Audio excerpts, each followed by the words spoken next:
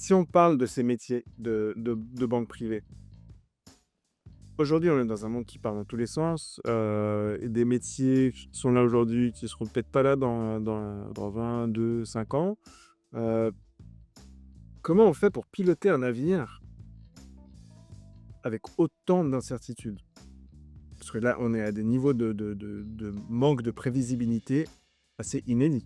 Moi, je crois beaucoup dans la notion de robustesse.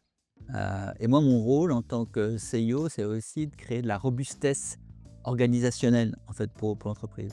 Et tout à l'heure, on parlait de cette, de ces valeurs qui sont celles d'une performance à la puissance 3 pour notre actionnaire, pour nos clients, pour nos collaborateurs. Je dirais même, et ça rejoint finalement notre engagement au niveau RSE. Donc, on est Bicorp et on est fiers de cet engagement au niveau donc de responsabilité sociétale d'entreprise, hein.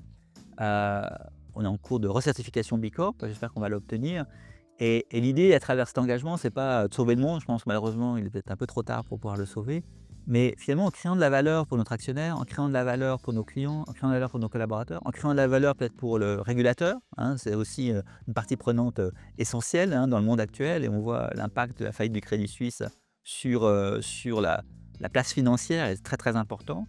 Eh bien, moi, je crée aussi de la robustesse organisationnelle parce que des crises, on va en avoir de plus en plus, avec une intensité qui reste, finalement, à définir, mais qui pourrait être très violente et c'est des crises qui vont peut-être être, on le voit, géopolitiques, ça peut être des crises, sur les marchés financiers, des crises macroéconomiques, des crises pandémiques, des crises environnementales.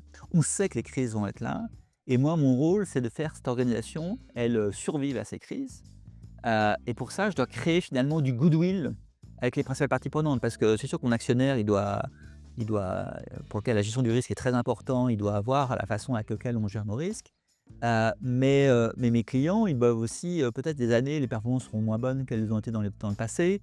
On doit pouvoir compter sur leur fidélité parce qu'on crée de la valeur autrement qu'en simplement en bien gérant les actifs financiers qu'il nous a confiés. Et pareil pour mes collaborateurs, il y a des années où les résultats seront en berne parce qu'on fait face à une crise majeure et peut-être qu'on n'aura peut-être pas de bonus à verser par exemple, mais les collaborateurs vont rester fidèles et vont rester investis dans cette entreprise parce qu'on crée une valeur qui va au-delà de simplement, d'un bonus, intéressant payé en fin d'année, en fait.